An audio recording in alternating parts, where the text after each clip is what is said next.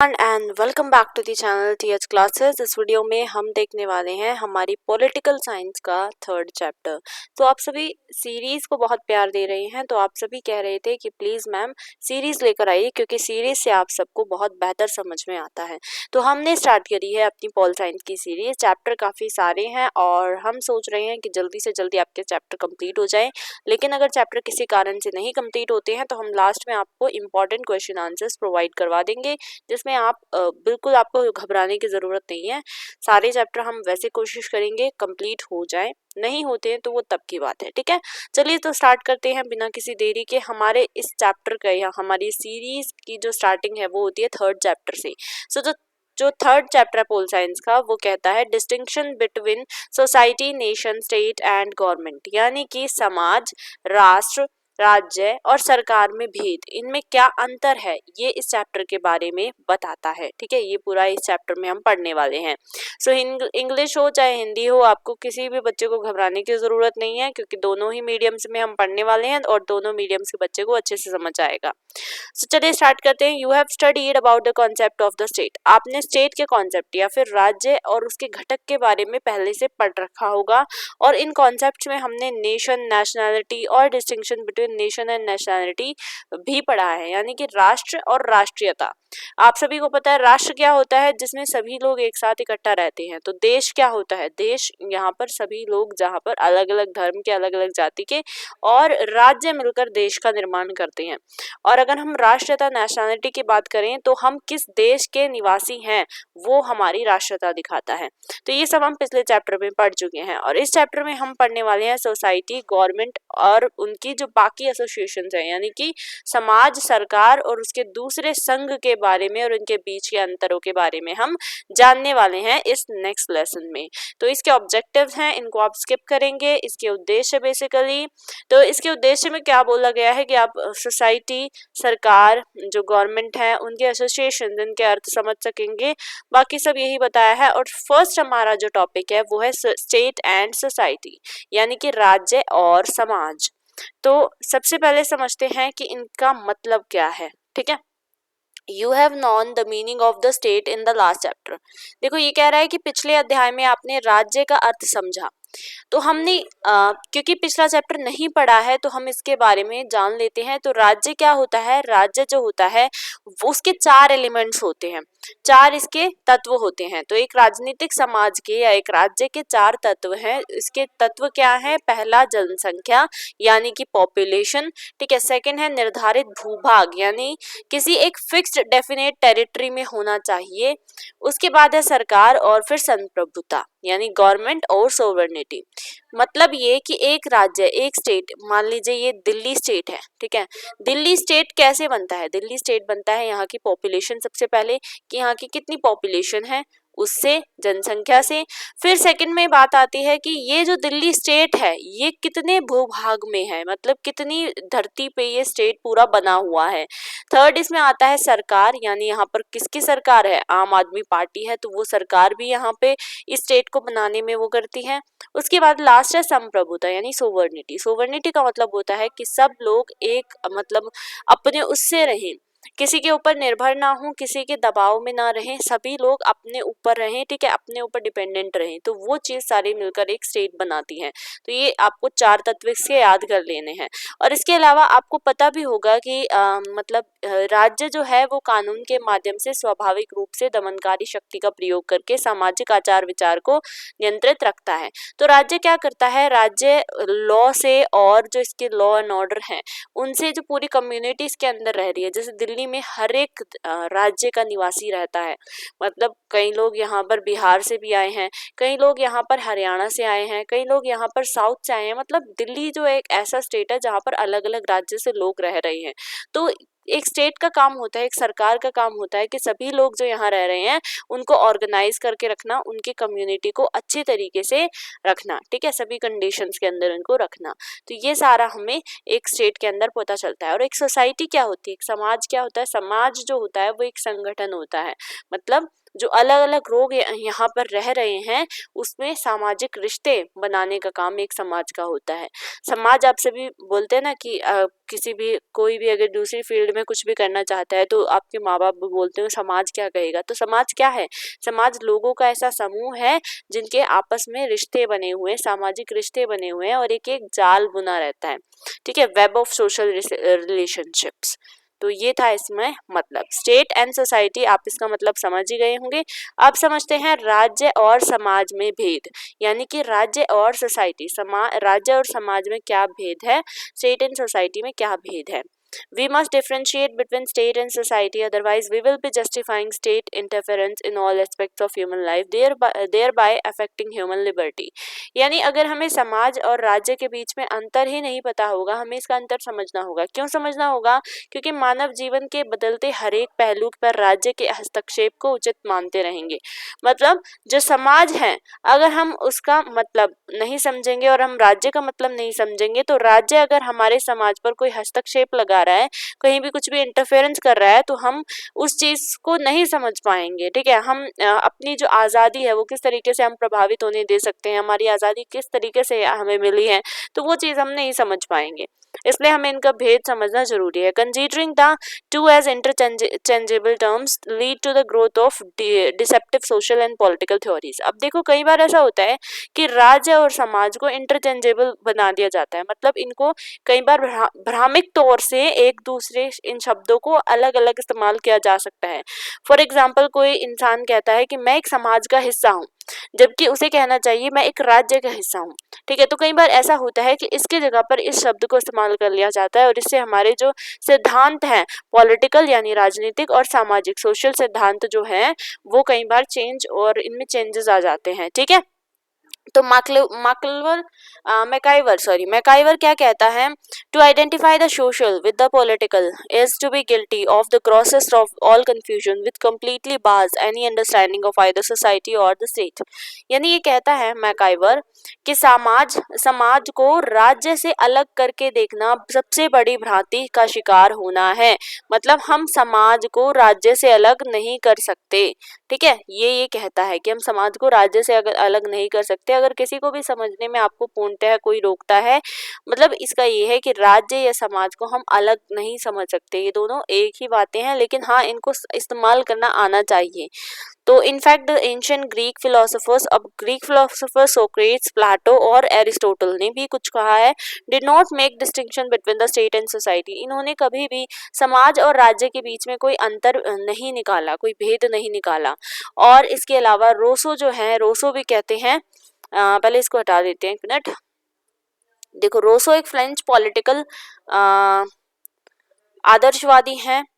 उन्होंने क्या कहा, फिलोसोफर हैं 18वीं सेंचुरी के, उन्होंने दोनों को एक ही माना है, समाज और राज्य दोनों को एक ही माना है। अब इनके बीच का अंतर यहाँ पर नीचे बताया गया है, तो इस अंतर को हम समझते हैं अच्छे तरीके से। एक मिनट, हाँ। तो strictly speaking the state is a political organisation. देखो राज्य जो है वो एक राजनीतिक गठन है, संगठन है। राज्य एक राजनीतिक संगठन है। It is society politically organised, यानी कि राजनीतिक रूप से गठित एक समाज होता है। तो राज्य जो होता है उसको कौन ऑर्गेनाइज करता है? उसको पॉलिटिक्स ऑर्गेनाइज करता है बेसिकली। तो एक राजनीतिक संगठन होता है, पॉलिटिकल ऑर्गेनाइजेशन होता है। Society on the other hand, और अगर हम सोसाइटी या समाज की बात करें दूसरे हाथ पर, तो ये एक सोशल ऑर्गेनाइजेशन होती है। And as within it all types of association, जैसे इसमें सोशल भी है, इकोनॉमिक भी है, रिलीजियस भी, पॉलिटिकल, कल्चरल एंड लाइक भी है। मतलब अगर हम समाज की बात करें तो दूसरी ओर समाज एक सामाजिक संगठन है। इसमें सभी प्रकार के संघ, सामाजिक, आर्थिक, धार्मिक, राजनीतिक और सांस्कृतिक, सभी इसी के अंदर आते हैं। Society is both broader as well as narrower than the state. देखो सोसाइटी जो है या समाज जो है वो राज्य से कई बार विशाल भी होता है और कई बार संकीर्ण यानी छोटा भी होता है।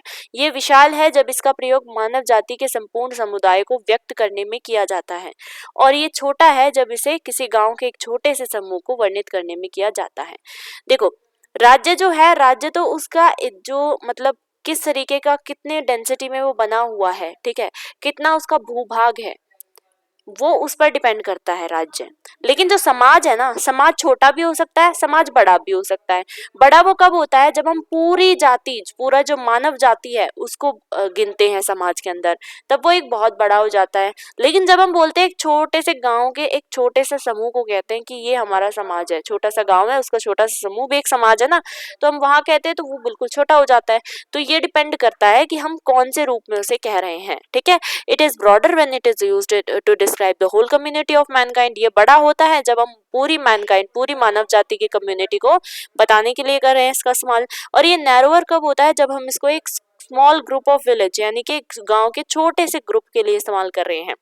तो अभी तक हमने क्या समझा, राज्य जो है एक राजनीतिक संगठन है, यानी कि जो एक स्टेट होता है वो पॉलिटिकल ऑर्गेनाइजेशन होता है। आपका स्टेट, आपका जो राज्य है, आप किस राज्य से बिलोंग करते हैं, ये डिपेंड करता है कि वो पॉलिटिकली किस तरीके से ऑर्गेनाइज्ड है, वहां पर किस तरीके की पार्टी है, ठीक है, किस तरीके का वहां पर राजनीतिक सारा काम हो रहा है। लेकिन एक समाज जो होता है वो सामाजिक होता है, मतलब समाज हमेशा इंसानों से बनता है, वहां पर किस तरीके के लोग रह रहे हैं, ठीक है। पहला डिफरेंस तो हमने समझ लिया। सेकंड डिफरेंस है in terms of origin, society is prior to the state. यानी अगर हम उत्पत्ति के क्रम में समाज को देखें तो राज्य से ही पहले आता है, समाज पहले आया, राज्य बाद में बने हैं।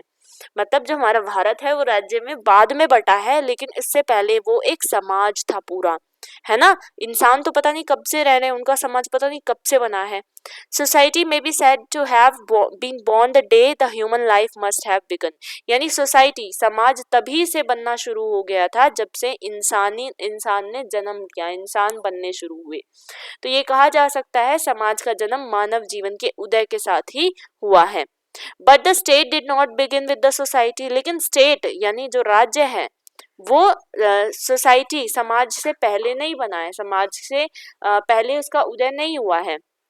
It must have started at a larger state of social development. इसका मतलब जब सामाजिक विकास हुआ, हमारा विकास के बाद ही तो इसका अलग अलग इसके चरणों का विकास हुआ है ना। सोसाइटी बहुत पहले की बनी हुई है, लेकिन स्टेट जो है वो जब इंसान का डेवलपमेंट हुआ तब स्टेट बना, ठीक है।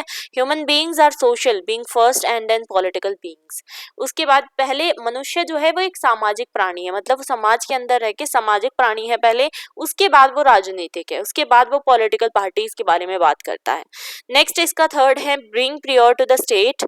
Society is clearly a natural and therefore an instructive institution. तो सोसाइटी जो है ना, स्टेट से एक नेचुरल मतलब एक प्राकृतिक और नैसर्गिक संस्था है।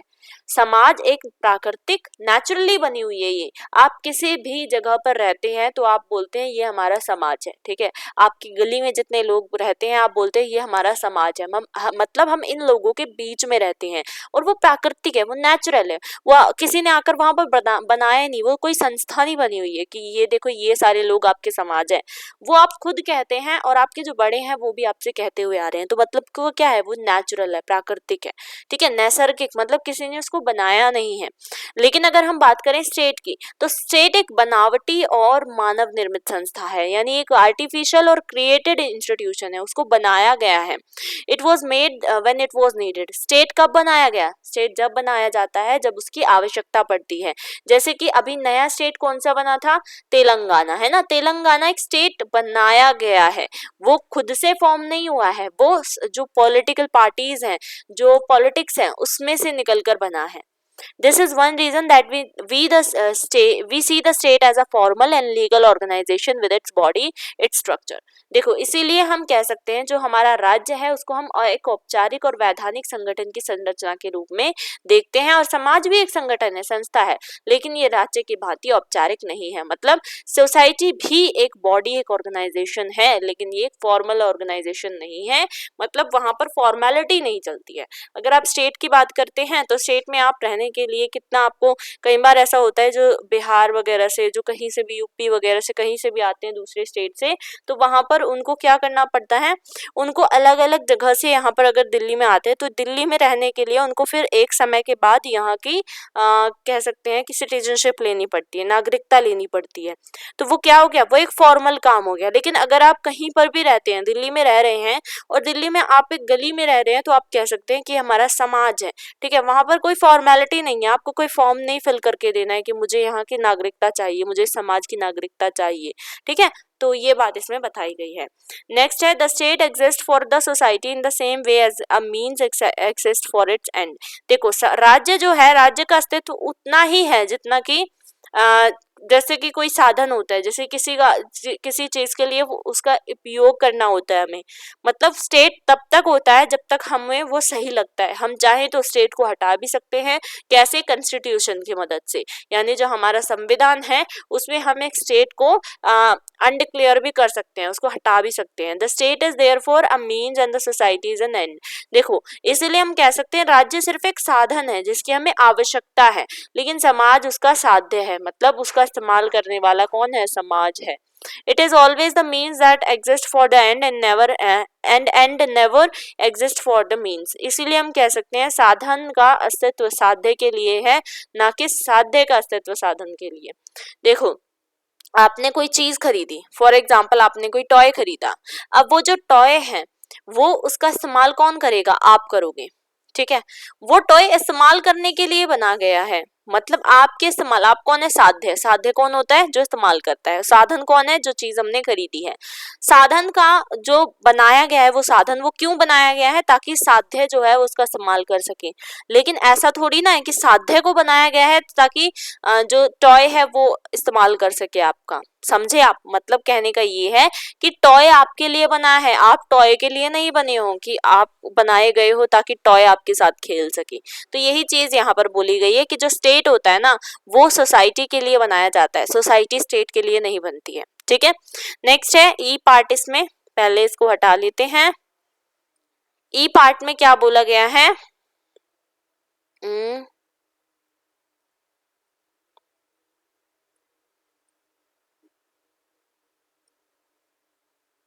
यस, सो यहाँ पर ये कह रहा है the state is sovereign, no sovereignty means no state, the society is not sovereign, it exists without being sovereign।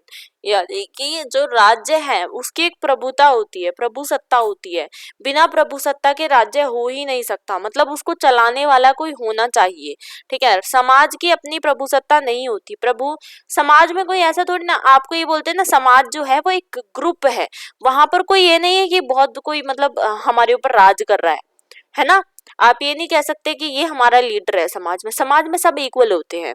लेकिन अगर हम राज्य की बात करें तो राज्य में हमारा लीडर कौन है? सीएम होता है, वहां का चीफ मिनिस्टर। तो इसीलिए बिना संप्रभुता के कौन चलता है? समाज, ठीक है। और बिना संप्रभुता के राज्य नहीं चल सकता। As sovereign the state is supreme over all other organisations, institutions and individual within its boundaries। As sovereign, the state is independent of all other like states।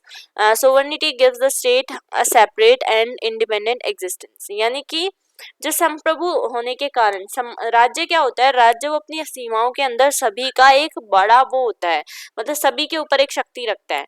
जितने भी इसमें लोग रह रहे हैं, जितने भी उसमें संघ रह रहे हैं, जितने भी उसमें संगठन रह रहे हैं, सबके ऊपर किसका अधिकार है? किसकी शक्ति है?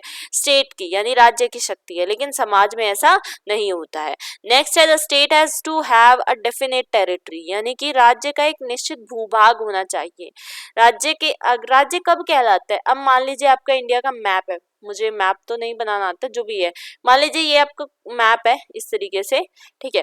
अब अगर आप ये बोलें कि ये दिल्ली है, इसके आसपास के क्षेत्र हरियाणा है, ठीक है, पंजाब है, राजस्थान है, ये सब है, ठीक है।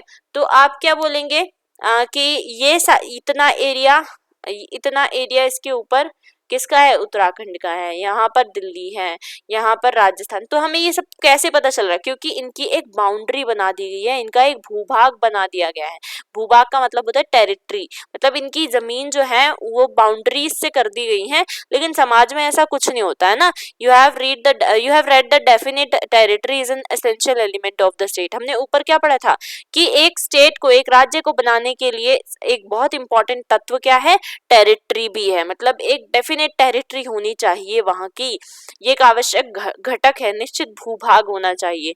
इस प्रकार राज्य तब तक एक क्षेत्रीय संगठन है जब तक कि यह एक निश्चित क्षेत्र में हो, मतलब देयरफॉर हम कह सकते हैं टेरिटोरियल ऑर्गेनाइजेशन ये तब तक होती है जब तक का इसका एक प्रोपोर्शन हो, इसका एक पोर्शन हो कि इतनी टेरिटरी में दिल्ली आता है, इतनी टेरिटरी में राजस्थान आता है। तो ये चीज जो ये बाउंड्रीज है ना, ये फिक्स होनी चाहिए। अगर ये फिक्स नहीं है तो वो स्टेट नहीं कहलाता।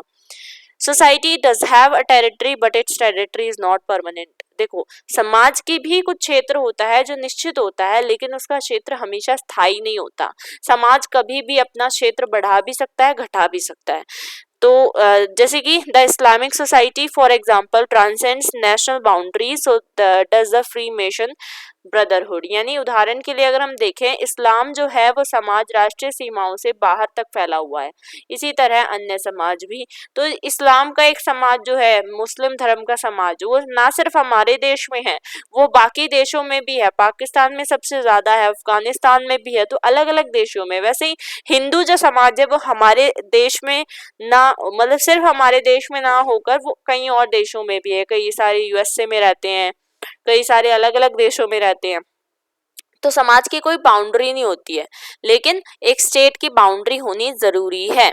नेक्स्ट है the state has general rules of conduct called the laws. देखो, जो राज्य होता है उसके कुछ नियम होते हैं, उसके कुछ सामान्य नियम होते हैं और जिन्हें हम कानून कहते हैं।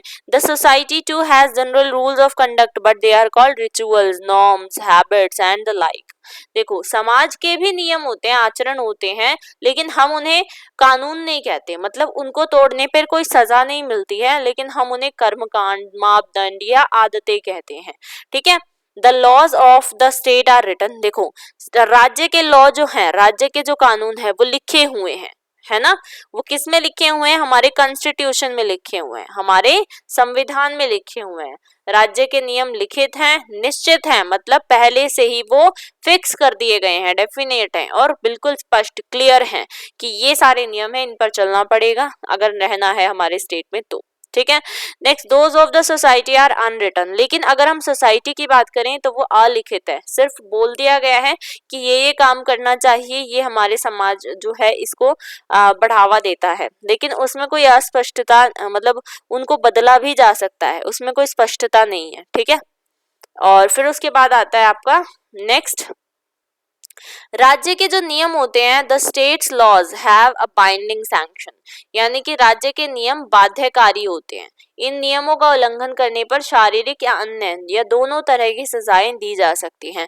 The violation of the laws of the state is followed by punishment. तो अगर आप वायलेशन करते हैं लॉज का, यानी कानून अगर तोड़ते हैं, तो आपको पनिशमेंट दी जाती है, यानी दंड दिया जाता है। और वो दंड आपका फिजिकल भी हो सकता है और या फिर आपका किसी तरीके से इमोशनल भी हो सकता है। ठीक है, या दोनों तरीके का भी हो सकता है।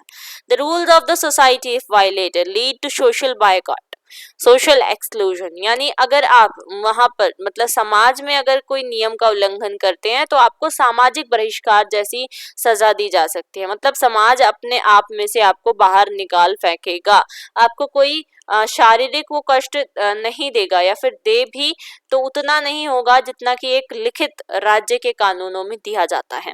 वो बस आपको अपने अंदर से, समाज से बाहर निकाल कर फेंक देगा कि अब तुम हमारी समाज का हिस्सा नहीं हो। The area of the state we may say is the area of that taking action in case of disobedience.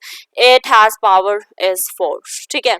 देखो, मतलब ये कह रहा है कि हम कह सकते हैं राज्य का जो क्षेत्र होता है वो ये क्षेत्र है जहां आज्ञा के उल्लंघन के कारण राज्य कार्यवाही करता है। अगर कोई भी कार्यवाही होती है तो वो राज्य, अगर किसी भी चीज, किसी भी इंसान ने राज्य का उल्लंघन किया है, राज्य के जो कानून है उनका उल्लंघन किया है, तो उस पर कार्यवाही भी की जा सकती है। The area of society on the other hand is the area of voluntary cooperation and its power is goodwill. Its method is its flexibility. यानी राज्य को बल प्रयोग का अधिकार है। राज्य जो होता है वो बल का इस्तेमाल कर सकता है, लेकिन अगर हम समाज की बात करें तो समाज जो है वो ऐच्छिक सहयोग का क्षेत्र है। मतलब यहाँ पर क्या होता है कि यहाँ पर आपको कोई उस तरीके से सजा नहीं दी जाती है जैसे एक राज्य के कानून का उल्लंघन करने पे दी जाती है, लेकिन हाँ, इसमें यह है कि आप, इनके जो पावर होती है वो होती है गुडविल। गुडविल का मतलब होता है कि ये लोग जो हैं ये अपने उसमें रहते हैं, मतलब इनकी इज्जत अगर आपने दाव पे लगा दी तो आपको वहां से फिर निकाल फेंकेंगे।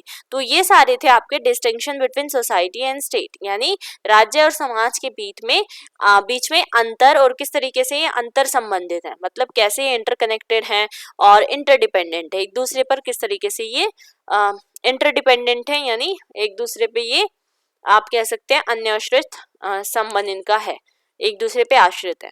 अब इसके कुछ क्वेश्चंस हैं। सबसे पहला क्वेश्चन है प्राचीन यूनानियों के लिए पॉलिस एक शहर भी था और डैश भी। तो आपसे पूछा है पॉलिस जो था वो एंशिएंट ग्रीक्स के लिए एक सिटी भी है और बाकी क्या है, ठीक है, तो ये आपसे पूछा है।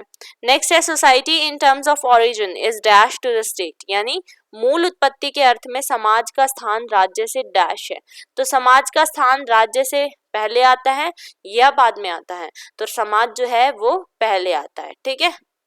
नेक्स्ट है सोसाइटी, अच्छा इसको तो आप खुद ही कर लेंगे मेरे हिसाब से, हम पहले चैप्टर अच्छे से पढ़ लेते हैं और मैंने इतने अच्छे से करवा दिया है कि आप ये क्वेश्चंस खुद कर लेंगे, क्योंकि बच्चे कहते हैं कि मैम इनके आंसर तो हमें नीचे दिए ही हुए हैं तो आप क्यों कष्ट ले रहे हैं, है ना। तो इससे अच्छा हम पहले चैप्टर ही ढंग से पढ़ लेते हैं, क्योंकि हमें कम समय में ज्यादा कवर करना है। स्टेट एंड अदर एसोसिएशन, अब हमसे कह रहा है कि राज्य और उसके अन्य संगठन, राज्य के अंदर हमने समाज को तो पढ़ लिया लेकिन उसके और भी संगठन हैं, जैसे ऑर्गेनाइजेशन ऑफ पीपल, यानी कि लोगों के संगठन होते हैं। सम कॉमन स्पेसिफिक ऑब्जेक्टिव्स, कोई सामान्य या विशेष उद्देश्य के लिए कोई संगठन। जॉइंट एफर्ट्स, यानी सामूहिक प्रयास। अब जैसे अंडरस्टैंड फैमिलीज एंड एसोसिएशन, आप सभी को पता है कि पारिवारिक संगठन होता है। Its people are organized though ties of blood, देखो परिवार के लोग जो हैं वो रिश्ते से जुड़े होते हैं, परिवार के सभी लोग परिवार की सामान्य उद्देश्य पूर्ति के लिए काम करते हैं।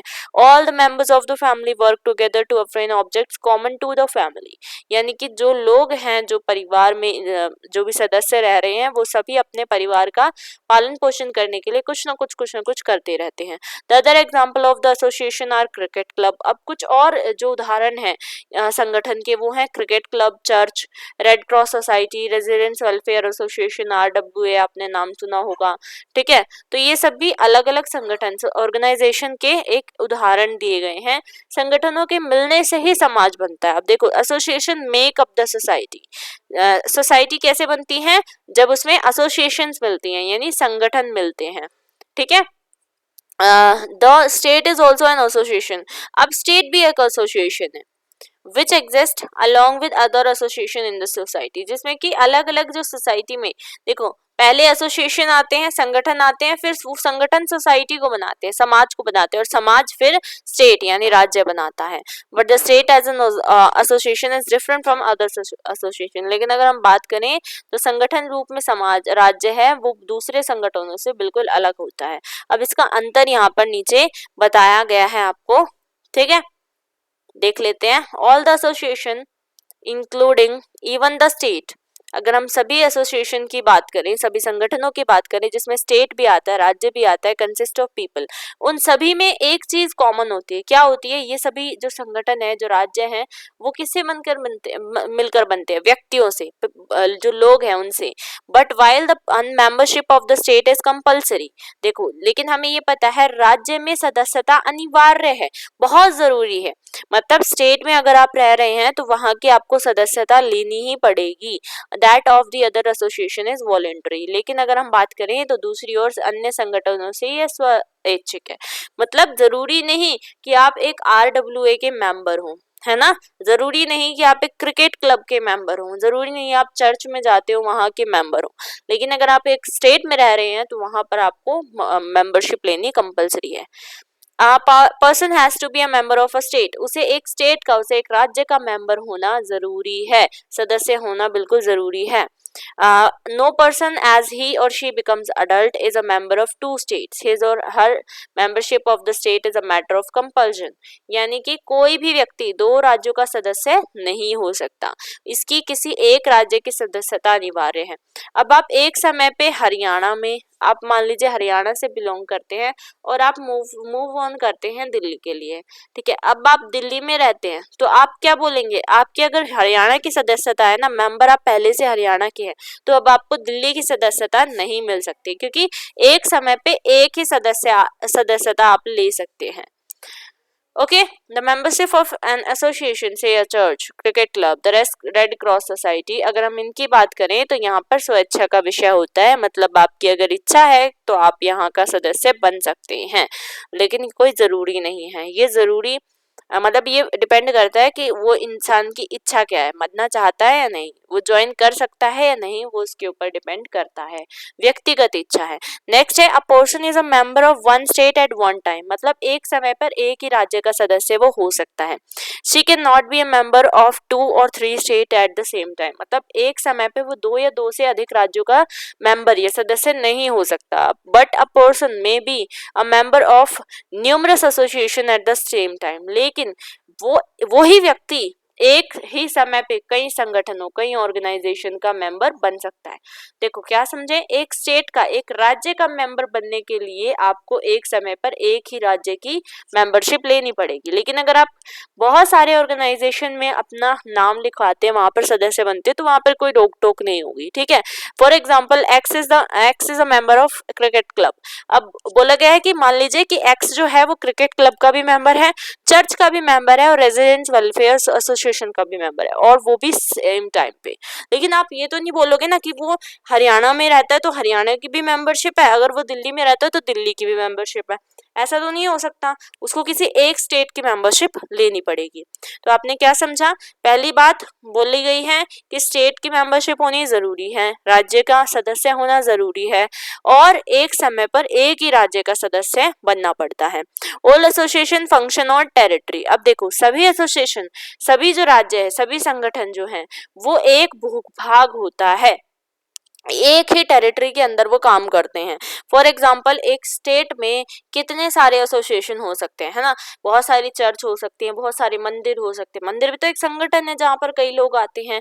देखो, but for a state as an association territory has to be definite and other association do not have permanent territory. लेकिन अगर हम बात करें, जब हम स्टेट की बात करते हैं कि राज्य जब एक संगठन है, राज्य रूपी संगठन की एक सीमा निश्चित होती है, और अगर हम दूसरे संगठनों की बात करें तो उनका कोई स्थायी भूभाग नहीं होता, उनकी कोई सीमा निश्चित नहीं होती, वो आज यहाँ है तो कल वो कहीं और भी संगठन खोल सकते हैं अपना। The other association must have place to conduct their activities but that place need to be definite, that may be green avenue today but blue avenue the next month. The state secretary does not change, it is fixed for all times। यानी मैंने आपको बताया कि जो दूसरे प्रकार के संगठन है वो अपने काम करने के लिए जरूरी नहीं कि उनके पास एक टेरिटरी निश्चित ही हो कि वो उसी स्थान पर रहेंगे, वो आज कहीं और रह सकते हैं, कल को वो किसी और स्थान पर भी जा सकते हैं, है ना। लेकिन राज्य जो रहता है, स्टेट जो रहता है, उसका तो भाई क्षेत्र निश्चित है, उसको सिर्फ एक ही स्थान पर रहकर अपना सारा काम करना पड़ेगा, ठीक है। अब आप ये तो नहीं बोल सकते ना दिल्ली को हटाकर हम जम्मू में ले जाएं और जम्मू को उठाकर हम दिल्ली में ले आए, नहीं कह सकते ना ऐसा। तो यही चीज इसमें बताई गई है, ठीक है। नेक्स्ट इसमें बोला गया है ऑल एसोसिएशन, यानी सभी संगठन जो हैं हमारे, इंक्लूडिंग द स्टेट, जिसमें कि स्टेट भी आता है, राज्य भी आता है, exist to perform and achieve certain ends, मतलब ये किसी न किसी एक उद्देश्य की प्राप्ति के लिए काम करते हैं। While for the state the purpose is always general, लेकिन अगर हम राज्य की बात करें तो राज्य का उद्देश्य हमेशा क्या होता है कि जो कानून और ऑर्डर, मतलब जो राज्य में कानून व्यवस्था बनाई है उसको बनाए रखना, और जो बाकी सारे वहीं अगर हम अन्य संगठनों, दूसरे एसोसिएशन की बात करें तो उनका पर्पस जो होता है वो स्पेसिफिक या पर्टिकुलर हो सकता है, मतलब कुछ विशेष हो सकता है। जैसे एक क्रिकेट संगठन है, जो क्रिकेट एसोसिएशन है, वो क्रिकेट खेलने के लिए होता है ना, प्लेइंग फॉर प्लेइंग क्रिकेट, उनका एक स्पेसिफिक और पर्टिकुलर पर्पस है, वहां पर जाकर आप बैडमिंटन तो नहीं खेल सकते। तो वही बात यहाँ पर कही गई है। और स्टेट का तो आपको पता ही है कि उसका काम है कि बस अपने जो कानून व्यवस्था है उसको बनाए रखना। We can say that the sphere of a state is state's activity is all inclusive while that of any other association is always limited, यानी हम ये कह सकते हैं कि जो राज्य के कार्य क्षेत्र है उसमें सभी गतिविधियां समाहित होती हैं। राज्य में बहुत सारी अलग अलग एक्टिविटीज हो सकती हैं, लेकिन दूसरे जो संगठन होते हैं उसमें सीमित ही एक्टिविटी हम कर सकते हैं, ठीक है। नेक्स्ट है the character of the state is national, अगर हम राज्य का चरित्र बोलें तो वो राष्ट्रीय है, मतलब जो राज्य है वो एक राष्ट्र के अंदर आता है है ना, वो एक देश के अंदर आता है। The character of other association may be local, provincial, national and even international। लेकिन अगर हम बात करें तो दूसरे जो संगठन होते हैं उनका चरित्र क्षेत्रीय भी हो सकता है, वो प्रांतीय भी हो सकते हैं, राष्ट्रीय भी और अंतरराष्ट्रीय भी हो सकते हैं। जैसे the Indian national Congress for example is a national political party and therefore it is of national character. अगर हम बात करें तो हमारी जो इंडियन नेशनल कांग्रेस है, आईएनसी है, वो एक नेशनल पार्टी है, पॉलिटिकल पार्टी है, राजनीतिक पार्टी है। तो वो मतलब उसका जो काम है वो सारे नेशनल उस पे करता है ना, नेशनल कैरेक्टर है उसका। The residents welfare association is local in character. लेकिन हम आरडब्ल्यूए की बात करें तो जो नेशनल एक मिनट, रेजिडेंट्स वेलफेयर एसोसिएशन है वो एक क्षेत्रीय संगठन है, वो सिर्फ एक क्षेत्र में, जैसे हरियाणा का गवर्नमेंट टीचर एसोसिएशन प्रांतीय है, मतलब हरियाणा में ही वो है। तो इसलिए यहाँ पर बताया गया है कि जो राज्य होता है वो नेशनल होता है, नेशनल एक कैरेक्टर है उसका कि वो इस नेशन के अंदर आता है। अगर आपसे कोई बोले कि हरियाणा किस देश के अंदर आता है तो आप बोलेंगे भारत के अंदर। लेकिन अगर आपसे कुछ पूछे आरडब्ल्यूए बताओ किसके अंदर आता है, तो आप ये नहीं कह सकते ना कि वो, हाँ वो भारत में आता है, लेकिन हम ये नहीं बता सकते कि हम वो कौन से क्षेत्र में आता है। तो वो चीज हमें दिखनी पड़ेगी कौन से क्षेत्र में आता है। ठीक है, नेक्स्ट है the other association differ from the state is so far as they are not sovereign while the state is। The other association may be and actually always have are autonomous but they have to work within the rules of the state। The state is sovereign because it is supreme all over the association and it is dependent on of all other states। यानी कि जो संगठन होते हैं वो राज्य में प्रभु सत्ता का अंतर है। मतलब संगठन और राज्य उनकी जो प्रभु सत्ता है वो अलग अलग हो सकती हैं, क्योंकि जो बाकी संस्थाएं होती है वो संप्रभु नहीं होती है। आपको पता है कि राज्य जो है वो अपने अंदर रहने वाले सभी लोगों पर उसका कंट्रोल रहता है। अगर कोई भी गलत काम करेगा तो वो उसे पकड़कर लेकर जा सकता है, ठीक है, उसको सजा भी दे सकता है। राज्य संप्रभु होता है, उसके पास पावर होती है। लेकिन एक एसोसिएशन जो है उसके पास पावर इतनी थोड़ी ना होती है, वो जो है वो पूर्ण स्वायत्त हो सकते हैं और सदैव होते भी हैं, परंतु उन्हें राज्य के नियम अनुसार कार्य करना होता है। मतलब वो किसके अंडर होते हैं, वो एक स्टेट के अंडर होते हैं, उन्हें सिर्फ राज्य जो है उसका वो जिस तरीके से कहेगा वैसे उन्हें कार्य करना पड़ेगा। राज्य सभी संघों में सर्वशक्तिमान होता है और किसी अन्य राज्य से स्वतंत्र भी होता है। ठीक है, तो यहाँ पर यही बात बताई गई है। नेक्स्ट क्वेश्चन, नेक्स्ट इसमें पॉइंट है तो जो वायलेशन है, the violation of the states law is accompanied by punishment like imprisonment. मतलब अगर राज्य के कानून का कोई उल्लंघन करता है तो उसे सजा होती है, जैसे कि जेल हो सकती है। No other association has the power to punish its member physically. लेकिन कोई भी अन्य संगठन जो है, जैसे कोई भी संगठन, आप क्रिकेट क्लब के एक मेंबर हैं, आपने वहां पर कोई भी रूल तोड़ा है, ठीक है, क्रिकेट खेलते खेलते या कुछ भी रूल तोड़ा है, तो आपको फिजिकली कोई भी मतलब शारीरिक प्रकार से कोई भी दंड देने का अधिकार नहीं रखता है। ये सिर्फ अधिकार राज्य के अंदर आता है। At best they can only employ pressure और एक्सपेल डेफिएंट मेंबर। यानी कि वो किसी को संगठन से केवल बाहर निकाल सकते हैं। मतलब ज्यादा से ज्यादा वो लोग क्या कर सकते हैं, वो आपको क्रिकेट क्लब की मेंबरशिप आपसे छीन लेंगे, आपको बाहर निकाल देंगे, इससे ज्यादा वो कुछ नहीं कर सकते। लेकिन स्टेट जो है वो सीधा आपको सजा दे सकता है। अब आपने क्या पढ़ा, the relation between the state and other association is significant in many respects. यानी कि राज्य और अन्य संघ इनके बीच में बहुत महत्वपूर्ण संबंध है। The other associations help the state reduce it's burden. यानी जो अन्य संगठन है वो राज्य के उत्तरदायित्व के लिए काम करते हैं और वे राज्य से भी अच्छा कार्य करते हैं। तो ये बाकी चीजें आप पढ़ लेंगे, इंपॉर्टेंट तो मैंने आपको बता ही दिया है। अब इसके बाद इसके कुछ पाठगत प्रश्न आ जाते हैं, text questions. So I hope ये आप कर लेंगे, ठीक है। फॉर एग्जाम्पल पहला बोला गया है कि the feature of association are, कि फीचर्स क्या है एसोसिएशन की, मतलब किसी भी संगठन के क्या गुण होते हैं। लोगों का संगठित समूह होता है, डैश रुचि और सामूहिक प्रयास, यानी सभी की उसमें रुचि हो, कॉमन इंटरेस्ट हो, ठीक है, कॉमन यानी सामान्य, सामान्य रुचि हो, तो फर्स्ट का आंसर हो जाएगा सामान्य और इंग्लिश में हो जाएगा इसका कॉमन, ठीक है। The membership of the state is dash, क्या मेंबरशिप जो है स्टेट की वॉलेंटरी है या कंपल्सरी है, बताओ। राज्य की सदस्यता स्वैच्छिक है, मतलब आप लेंगे तो भी चलेगा, नहीं लेंगे तो भी चलेगा, या अनिवार्य है, लेनी ही लेनी है। तो ये आप मुझे कमेंट में बताएंगे और जरूर बताएंगे, ठीक है। नेक्स्ट है फैमिली एज एन एसोसिएशन। अगर हम परिवार की बात करें एक संगठन के रूप में, ये क्या होती है, प्रियोर होती है, लेटर होती है, मतलब बाद में आती है, पहले आती है, ठीक है। ये भी आप बताएंगे। The other association do not possess the dash state does, यानी किसी भी संगठन के पास राज्य के भांति संप्रभुता नहीं है, जनसंख्या नहीं है, ये भूभाग नहीं है। तो आंसर है संप्रभुता, यानी सोवर्निटी नहीं होती है, वो किसी को भी उठा के जेल में नहीं डाल सकती, जबकि स्टेट कर सकता है ऐसा। उसके बाद है राज्य और सरकार में क्या अंतर है। राज्य और सरकार क्या करती है, देखो, the government as you know, जैसे कि आप सभी जानते हैं, सरकार राज्य का एक घटक है, मतलब ये एक एलिमेंट होता है स्टेट का। स्टेट के अंदर ही तो सरकार काम करती है ना। अगर स्टेट ही नहीं होगा तो सरकार कैसे बन जाएगी। It is the agency through which laws are made, और ये एक ऐसी संस्था है जहां पर कानून बनाए जाते हैं, एनफोर्स यानी लागू किए जाते हैं, दोज हु वायलेट लॉज, और जो इनका उल्लंघन करता है, नियमों का उल्लंघन करता है, उनको दंड भी मिलता है। It is the visible manifestation of the state authority, यानी यही राज्य का प्रत्यक्ष रूप है, मतलब जो सरकार है यही राज्य का एक प्रत्यक्ष रूप होता है, यही दिखाती है कि किसी इस तरीके से इस राज्य में ऐसा काम हो रहा है।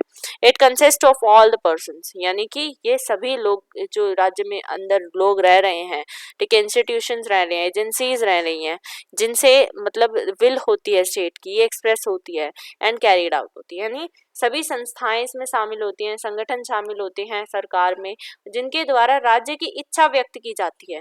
अगर सरकार नहीं होगी काम करने के लिए तो वहां के जो लोग हैं वो क्या करेंगे, वो वहां पर कुछ भी, कोई भी कुछ भी कर देगा, ना कानून है ना कुछ और है, तो कोई भी किसी को मार रहा है, किसी को कोई दंड नहीं मिल रहा है। तो इसीलिए जो गवर्नमेंट है वो एक पावर होती है, वो एक ऐसी शक्ति है जो कि किसी को सजा दे सकती है अगर कोई गलत काम कर रहा है तो, ठीक है। दो the state speaks through the government, लेकिन जो राज्य है वो सरकार के द्वारा बोलता है, यानी अपने सरकार के माध्यम से अपने विचार रखता है। It is proper to differentiate between two, लेकिन इनके बीच में अंतर स्पष्ट करना आवश्यक है, ठीक है। तो इनके बीच का अंतर देख लेते हैं। पहला अंतर है कि the state has authority inherent in itself whereas the government has no inherent powers, मतलब कह रहा है राज्य के पास स्वाभाविक अधिकार होते हैं लेकिन सरकार के पास अधिकार नहीं होते हैं। The government gets its structure, authority and power from the constitution of the state. देखो, सरकार को ये शक्ति राज्य के अधिकारों, शक्तियों और संविधान द्वारा प्राप्त होती है। सरकार को शक्ति कैसे मिलती है, जो राज्य शक्ति उसे देता है वही शक्ति उसे मिलती है, लेकिन राज्य को शक्ति मिली हुई है कॉन्स्टिट्यूशन से। हमारे संविधान में लिखा हुआ है कि मौलिक नियमों के संग्रह के रूप में संविधान वह मौलिक कानून है जिसके द्वारा किसी राज्य की सरकार सुसंगठित होती है। यानी कॉन्स्टिट्यूशन जो है वो ऐसे मतलब सारे बेसिक रूल उसमें लिखे हुए हैं जिसकी वजह से जो सरकार है एक स्टेट की वो ऑर्गेनाइज्ड बनती है। नेक्स्ट है the state is a larger entity, यानी कि राज्य जो है वो एक बड़ी इकाई होती है जिसमें सारे नागरिक शामिल होते हैं। It includes all the citizens and the government is relatively a smaller unit. लेकिन अगर हम बात करें सरकार की तो सरकार एक छोटी सी इकाई है जिसमें सरकार को सुचारू रूप से काम करने वाले उसके कर्मचारी होते हैं। देखो, राज्य के अंदर, स्टेट के अंदर तो बहुत सारे लोग आते हैं लेकिन सरकार के अंदर कुछ ही लोग आते हैं। बोलते हैं ना, सरकारी नौकरी सभी को नहीं मिलती, तो इसीलिए उसके अलग अलग जो है एम्प्लॉयज होते हैं, ठीक है, कुछ कर्मचारी होते हैं उसके, और जो नागरिक होते हैं वो अलग अलग काम करते हैं वहां पे। जैसे इसीलिए बोला गया है, किसने बोला है, गार्नर ने। गार्नर लिखते हैं the government is an essential organ और agency of the state but it is no more than it state itself than the board of directors of a corporation it itself the corporation. यानी सरकार राज्य का आवश्यक अंग है परंतु राज्य से बड़ी नहीं है। सरकार जो है वो राज्य का आवश्यक अंग होती है, लेकिन अगर राज्य चाहे तो कभी भी सरकार को हटा सकता है, दूसरी सरकार ला सकता है। क्या, जैसे कि किसी निगम का निर्देशक समूही स्वयं निगम नहीं होता है, ठीक है। नेक्स्ट है the idea of state is quite abstract, यानी राज्य अमूर्त है। अमूर्त है मतलब उसको हम देख नहीं सकते, उसको हम कोई वो नहीं कर सकते, लेकिन राज्य जो है वो अनमूर्त है, लेकिन सरकार जो है वो एक मूर्त रूप है, मतलब हम उसे देख सकते हैं, है ना। Government is concretisation of the idea of the state, we see the government not the state, हम सरकार को देखते हैं परंतु राज्य को नहीं देखते हैं। The state is near permanent institution, देखो राज्य जो है वो लगभग स्थायी संस्था है। देखो मतलब दिल्ली में पहले कौन सी गवर्नमेंट थी, पहले आपकी एक पहले कांग्रेस सरकार थी, ठीक है, अब उसको बदल के आप सरकार आई, मतलब ये है राज्य तो नहीं बदला ना, कौन बदला, सरकार बदली। तो इसीलिए बोला गया है कि सरकार बदल सकती है लेकिन राज्य कभी भी नहीं बदला जाएगा, वो हमेशा परमानेंट संस्था यानी कि स्थायी संस्था ही रहेगी। तो ये चीज इसमें बताई गई है, ठीक है। जैसे कि द यूनाइटेड स्टेट्स है, इंडिया है, ग्रेट ब्रिटेन है, फ्रांस है, for example we all are all states, ये भी स्टेट्स के रूप हैं, मतलब इनको कभी भी बदला नहीं जा सकता, लेकिन गवर्नमेंट जो इनके अंदर काम करती है वो सारी बदली जा सकती हैं। अब देखो इसमें बताया गया है पार्लियामेंट्री गवर्नमेंट के बारे में। ये एक सिस्टम होता है गवर्नमेंट का where the legislative organ of the government is closely related to its executive organ, the cabinet is taken from the legislature and its responsibility to it, especially to the lower house of the legislature। यानी संसदीय सरकार वो सरकार होती है जहां पर अलग अलग विधायी रंग से अलग अलग अंग इसमें जुड़े होते हैं कार्य करने के लिए। इसमें मंत्रिमंडल होता है, इसमें बहुत सारे अलग अलग उत्तरदायी लोग होते हैं, जैसे कि संसदीय पार्लियामेंट्री जहां पर अलग अलग लोग काम करते हैं, संसद के निचले जितने भी सदन होते हैं वो सारे इसमें काम करते हैं, ठीक है। अब नेक्स्ट इसका पॉइंट देख लेते हैं।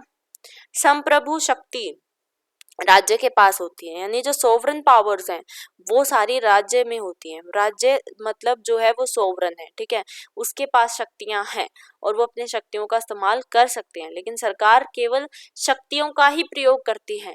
राज्य शक्ति होती है तो सरकार सिर्फ शक्तियों का प्रयोग करती है।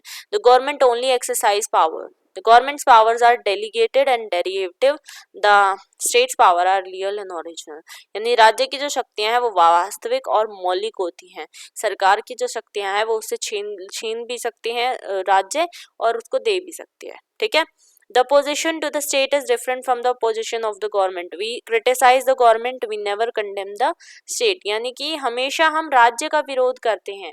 राज्य का विरोध करना, राज्य का जो विरोध है वो सरकार के विरोध करने से बिल्कुल अलग होता है। हम सरकार की आलोचना करते हैं कि ये सरकार ठीक नहीं है। हम ये तो नहीं कहते दिल्ली ठीक नहीं है, दिल्ली कैसे ठीक नहीं है, दिल्ली तो एक राज्य है, राज्य तो बिल्कुल सही है, लेकिन उसमें काम करने वाले जो लोग हैं, जो सरकार बनी हुई है वो गलत है, ठीक है। तो इसलिए हम सरकार की आलोचना करते हैं, ना कि कभी उस राज्य की आलोचना करते हैं। तो राज्य की आलोचना नहीं करनी है, सरकार की आलोचना करनी है अगर वो ठीक तरह से काम नहीं कर रही है तो, ठीक है। The criticism of the state is a revolt, the criticism of the government is not rebellion. We would never hear from the Indian that India is bad.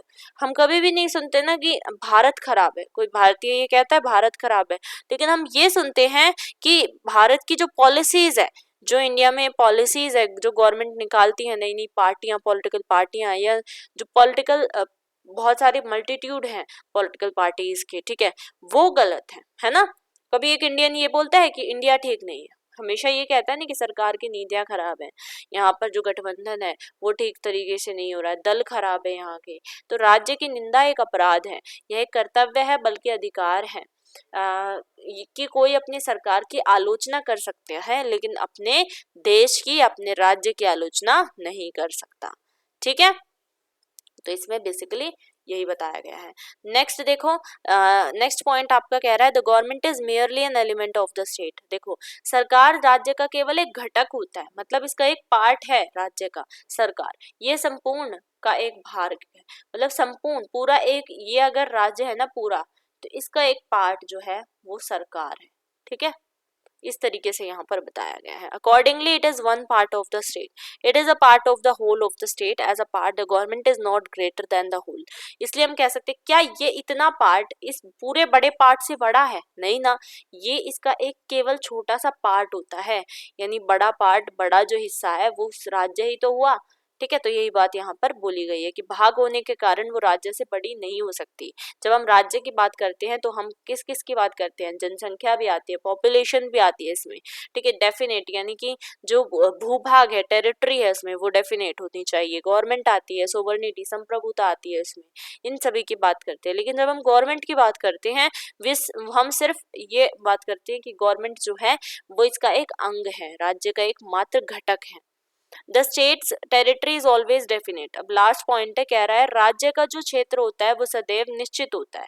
हमने ये बोल दिया कि ये दिल्ली है तो ये जो है इसकी बाउंड्रीज निश्चित है, इसकी बाउंड्रीज हटाई थोड़ी ना जा सकती है, ये कभी बदलता नहीं है। It is remains unchanged, its boundaries remain where they are. हमेशा इनकी जो क्षेत्र है वो कभी भी मतलब ये नहीं कह सकते अस्थायी नहीं होता है। हम इनकी बाउंड्री हटा के, मैंने कहा ना, आप बाउंड्री हटा के उसकी आगे नहीं कर सकते हैं, पीछे नहीं कर सकते, ठीक है। जैसे कि Muhammad Tughlaq had change his capital to a place called Daulatabad. देखो क्या हुआ, मोहम्मद तुगलक ने अपनी राजधानी बदलकर क्या कर दी थी, दौलताबाद कर दी थी। तो राज्य की राजधानी बदली जा सकती है लेकिन राज्य नहीं बदला जा सकता, है ना। बहुत सी सरकारों ने द्वितीय विश्व युद्ध के समय जर्मनी के आक्रमण के डर के कारण अपनी राजधानी लंदन बना दी थी, ठीक है। तो राजधानी भी बदली जा सकती है, मतलब वहां की जो कैपिटल है वो भी बदली जा सकती है, लेकिन उस पूरे राज्य को हम नहीं बदल सकते हैं, ठीक है। तो ये बात इसमें बताई गई है। सो नेक्स्ट पढ़ लेते हैं। नेक्स्ट है आपका इन टेक्स्ट क्वेश्चन 3। तो इसमें आपके क्वेश्चन पूछे गए हैं और ये आप खुद से करेंगे। पहला क्वेश्चन है कि which organ of the government makes laws, यानी कि कौन सा ऐसा ऑर्गन है, कौन सा ऐसा अंग है जो सरकार का कानून बनाता है, कौन सा लागू करता है, कौन सा सजा देता है, तो ये आपको बताना है। नेक्स्ट है स्टेट एंड नेशन, यानी राज्य और राष्ट्र, स्टेट एंड नेशन, ठीक है। राज्य और राष्ट्र में अब क्या अंतर है ये हम इसमें सीखेंगे, ठीक है। चलिए, state and nation. By nation as you know we mean a historically constituted stable community of people formed on the basis of a common language। जब हम नेशन की बात करते हैं, जब हम राष्ट्र की बात करते हैं, तो ऐतिहासिक रूप से गठित लोगों का ऐसा समुदाय होता है जहाँ पर भाषा है, समान भाषा है, भूभाग है, अर्थव्यवस्था है, मनोवैज्ञानिक विचार के कारण ही एक संस्कृति में अभिव्यक्त है, ठीक है। अगर हम बात करें राष्ट्र की, पूरे देश की, देश में क्या होता है, देश में भाषा एक जैसी होती है कई बार, ठीक है। अर्थव्यवस्था, पूरी इकोनॉमी आ जाती है, पूरी इकोनॉमिक्स लाइफ कैसी है वहाँ की, वहाँ का साइकोलॉजिकल मेकअप कैसा है, ठीक है। और इसके अलावा टेरिटरी, कौन सी कितनी टेरिटरी में, कितनी बाउंड्री में ये बना हुआ है। और अगर हम बात करें कि जो बल्शनली ने बोला, तो उसने क्या बोला कि राष्ट्र लोगों का वो समूह होता है जहाँ पर भाषा, रीति रिवाज, समान सभ्यता के कारण आपस में लोग बंधे होते हैं और उनमें एकता की भावना रहती है। अगर आपसे कोई पूछे तो आप कौन से राज्य से है, तो आप बोलेंगे हम इंडियन हैं, हम इंडिया से हैं। तो यहाँ पर हमारी एक भावना है कि हम इंडियन हैं। राष्ट्र शब्द का अर्थ है ऐसे लोग जो अपनी ऐतिहासिक और सांस्कृतिक विरासत के प्रति सजग हैं और इसे राजनीतिक रूप से बरकरार रखना चाहते हैं। मतलब जो लोग अपने हिस्टोरिकल और कल्चरल बैकग्राउंड को ये सोचते हैं कि हम इसे सजा कर रखना चाहते हैं, तो वही नेशन कहलाता है, ठीक है।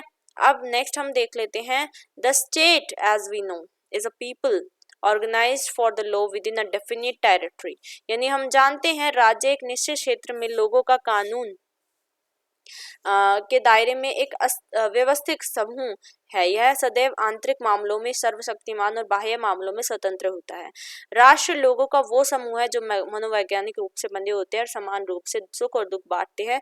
राज्य और राष्ट्र के बीच में कई अंतर हैं। देखो, स्टेट की अगर हम बात करें तो यहाँ पर लोग जो हैं ऑर्गेनाइज्ड होते हैं लॉ के अंदर, मतलब एक डेफिनेट टेरिटरी होती है, हमने पढ़ा ऊपर, और ये हमेशा सोवरेन सुप्रीम इंटरनली होते हैं और इंडिपेंडेंट होते हैं। लेकिन हम नेशन की बात करें तो नेशन मतलब पूरा एक देश, एक बहुत बड़े ग्रुप ऑफ पीपल, यानी कि बहुत सारा लोगों का समूह होता है और जो साइकोलॉजिकली बाउंड होते हैं। मतलब ये जो बोलते हैं कि हमारा, अगर मान लीजिए इंडिया मैच जीतती है क्रिकेट में तो पूरा ही देश खुश होता है, अगर हारती है तो पूरा ही देश दुखी होता है। तो ये सारी चीजें यहाँ पर बोली गई हैं, ठीक है। नेक्स्ट है, फर्स्ट पॉइंट बता रहा है कि एक देश और एक राष्ट्र में, एक देश और एक राज्य में क्या अंतर है, स्टेट में क्या अंतर है। Nation and state are distinct entities. देखो, राष्ट्र और राज्य जो हैं वो बिल्कुल अलग अलग हैं, बिल्कुल अलग पृथक इकाइयां हैं। ये नेशन जो है वो नॉट ऑलवेज अ स्टेट, मतलब नेशन स्टेट जरूरी नहीं है कि वो स्टेट ही हो। India was not a state before August 1947। 1947 से पहले भारत एक राज्य नहीं था। A state may not always be a nation, लेकिन जरूरी नहीं कि राज्य भी एक सदैव राष्ट्र हो, ठीक है। जरूरी नहीं है। पहले विश्व युद्ध से पहले ऑस्ट्रिया हंगरी का एक राज्य था, परंतु राष्ट्र नहीं था, क्योंकि यहाँ के विजातीय लोग सांस्कृतिक रूप से समरस समूह का निर्माण नहीं करते थे। देखो, अगर हम देश की बात करते हैं ना, तो जरूरी नहीं कि देश किसी एक टेरिटरी का स्टेट हो, ठीक है। लेकिन अगर हम बात करें कि एक स्टेट की, तो स्टेट जो है वो एक, आप कह सकते हैं कि एक नेशन वो कभी नहीं बन सकता, ठीक है। तो यहाँ पर ये सारी बातें बताई गई हैं। नेक्स्ट है, state is a state because it is sovereign. State state क्यों कहलाता है, एक राज्य राज्य क्यों कहलाता है? क्योंकि वो सोवरेन होता है, संप्रभु होता है, ठीक है। और वो संप्रभु कैसे होता है? The nation is not a state as if it is not sovereign, ठीक है। नेशन जो है वो स्टेट नहीं होता है अगर वो सोवरेन ना हो। राज्य एक राज्य है क्योंकि वो संप्रभु है। राष्ट्र एक राज्य नहीं है क्योंकि वो संप्रभु नहीं है। संप्रभुता राज्य का प्रमुख गुण है, यह एक राष्ट्र का गुण नहीं है। The chief characteristic is not a feature of the state.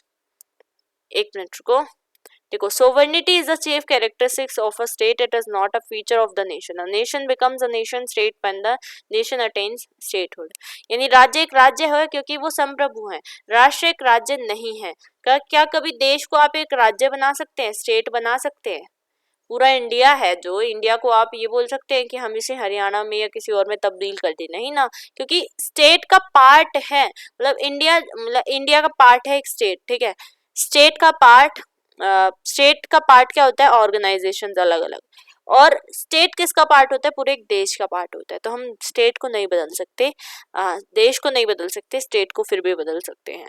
The state is a political concept while the nation is cultural and a psychological body. देखो, राज्य जो होता है वो राजनीतिक संकल्पना है, मतलब राजनीति इस तरीके से, किस कौन सी सरकार है, कैसे है, क्या है, उस तरीके से वो चलता है। लेकिन राष्ट्र की बात करें तो सांस्कृतिक और मनोवैज्ञानिक अवधारणा है।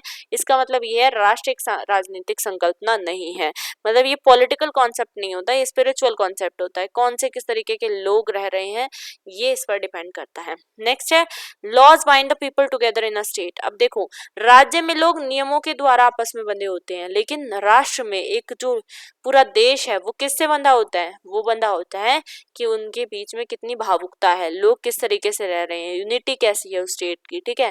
तो ये सारी चीज बताई गई है। नेक्स्ट है, there is an element of force connected with the state. State के अंदर जो है एक और घटक होता है बल का, किसके अंदर कितना बल है। लेकिन राज्य के नियम एक बंधन की तरह है, ठीक है। जो स्टेट के लॉज हैं वो बाइंडिंग होते हैं, इस तरीके से बाइंडिंग होते हैं कि अगर स्टेट के अंदर हमने वो कानून फॉलो नहीं किए तो हमें जेल भेज दिया जाएगा या कुछ भी। अगर हम राष्ट्र में, हम किस तरीके से होते हैं? परसुएशन से, मतलब हम सूझबूझ से रहते हैं एक पूरे राष्ट्र में, पूरे एक देश में। नेक्स्ट है, the elements of the states are definitive, population, fixed territory, government and sovereignty. The elements of a nation are not definite. देखो, राज्य के जो घटक होते हैं वो निश्चित होते हैं, जनसंख्या, निश्चित भूभाग, सरकार, संप्रभुता। लेकिन राष्ट्र के घटक निश्चित नहीं होते हैं।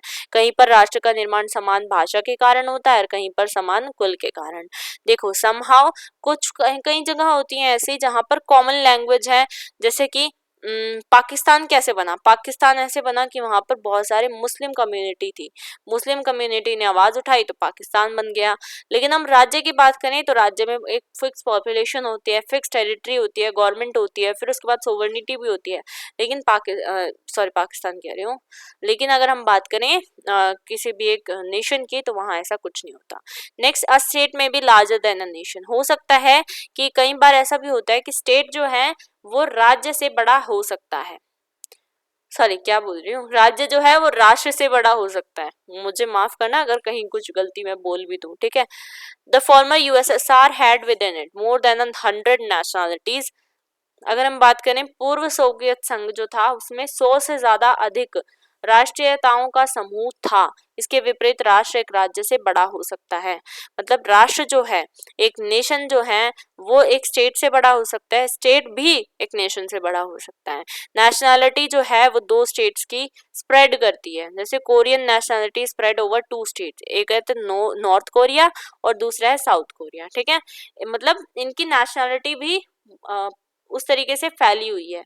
कई लोग बोलेंगे कि हम नॉर्थ कोरिया में रहते हैं, दक्षिण कोरिया में रहते हैं, हम उत्तरी कोरिया में रहते हैं, तो ये यहाँ पर बताया गया।